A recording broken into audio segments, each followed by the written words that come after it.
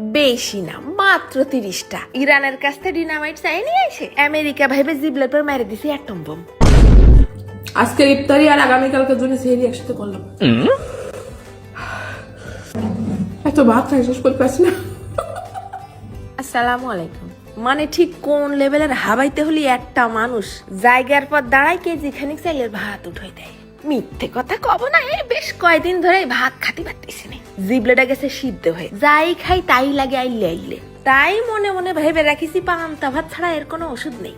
বেশ কয়টা পয়সা জমায়ে ক্লাস 2-তে পড়া 0 সাইজের এক ইলিশ মাছ কিনেলাম।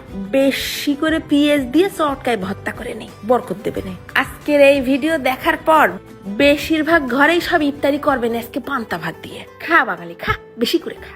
দুনিয়ার যা অবস্থা 2 দিন পর তো খাওয়াই লাগবে না, তা আগে ভাগে শুরু করি। এত বেশি কিছু না, এই 2 সাইডে পান্তা ভাত নিয়ে বইছি। এই শুধু মুধু খাওয়া যায়, তাই আবার সাথে করিলাম আলু ভর্তা, ডাল ভর্তা, লাউ পাতা ভর্তা, কালো জিরে ভর্তা আর ইলিশ মাছ ভর্তা। সাথে আবার 2টো ভাজা ইলিশও নিয়ে নিছি। আর সাথে সাইডে নিছি লাল মিসাইল, কিছু নিছি আবার কাঁচা পিঁয়াজ। পিঁয়াজ ছাড়া পান্তা খাতে মন বসে। আবার নিছি 2টো সবুজ মিসাইল। কোনো কিছু কমতি রাখিনি। বাবা ওই মনে কষ্ট নেওয়ার মধ্যে নেই, আগে ভাগেই সাজাই গুছাই রেডি করে নিছি, নাই ওই ইফতারের পরবার হয়ে যাবে দেরি না থাকে মাখাই রাখি। ইলিশ মাছটা গুটি গুটি পায়ে সরায় রেখে নিয়ে চলে আসলাম আরো 3 মিসাইল কর্মকর্তা। ডইলে কষলে পিঁয়াজটার সাথে মাখায় নিছি, সাথে নিছি আবার একটা কাঁচা ঝাল। দূরও নাই আবার করবেন মন খারাপ। তেল টেল দিয়ে মাখায় একবারে রেডি করে রাখি, আজান দেওয়ার সাথে টপাস টপাস তুলে দিবানে গালে। আমি কিন্তু আবার ইফতারিতে বেশিরভাগ ভাতই খাই।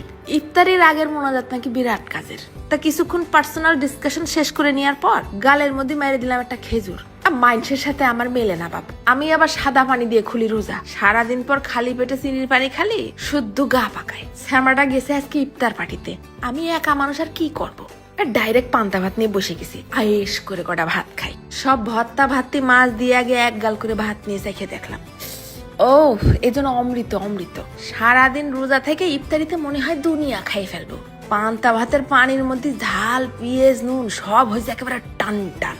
পানি ভাত না সুরুত সুরুত করে চলে যাচ্ছে গালের মধ্যে। দাঁতের নিচে পড়ার সাথেই চোখ বন্ধ হয়ে যাচ্ছে স্বাদের ঠেলায়।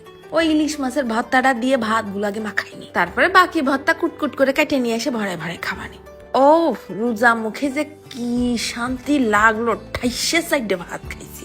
তা এই ভিডিও দেখে যে তোমাকে লোল পড়ে তার জন্য কিন্তু কর্তৃপক্ষ দেয় না। দেখো না খালি গালের মধ্যে দিতে বাকি, মনে হচ্ছে স্যালো মেশিন চালু হয়ে গেছে। হাবাইতে বিটি বেহুশের মতন চপাত চপাত করে চাবাই যাচ্ছে চাবাই যাচ্ছে। জিবলে মনে হচ্ছে পুড়ে যাচ্ছে, তারপর খাওয়া বন্ধ করতে ইচ্ছা করতেছে না, আগুন ধরে গেছে। আর যাই হোক পান্তার পানি ঝোল মিস করা যাবে না। স্বাদ তো না একের একের। খাতি মনে চাচ্ছে, দাও বানাই খাও। পরে তা দেখা তো লোভ কিসের। বাইসে থাকলে দেখা হবে না পরের দিন। চলে যাচ্ছে, ধন্যবাদ।